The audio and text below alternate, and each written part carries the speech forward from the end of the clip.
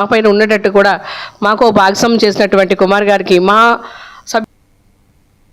విజయనగరం జిల్లాలో మాజీ ప్రధాని భారతరత్న అటల్ బిహారీ వాజ్పేయి జయంతి సందర్భంగా వై జంక్షన్ వద్ద ఉన్న వాజ్పేయి విగ్రహానికి పూలమాలలు వేసి నివాళులు అర్పించిన ఆయన దేశానికి చేసిన సేవలను ఘనంగా స్మరించుకున్నారు హిందూ ధర్మ రక్ష సమితి రాష్ట్ర కార్యదర్శి నందివాడ వేణుగోపాలరావు.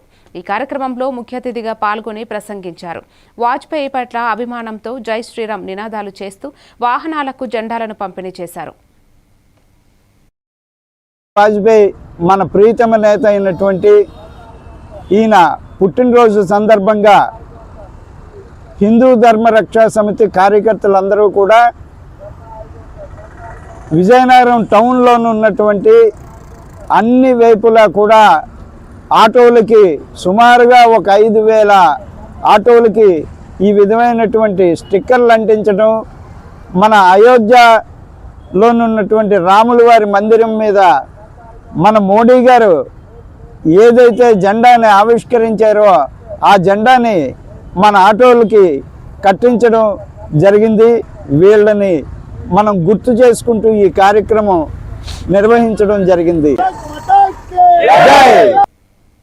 తిరుపతి జిల్లా నాయుడుపేటలోని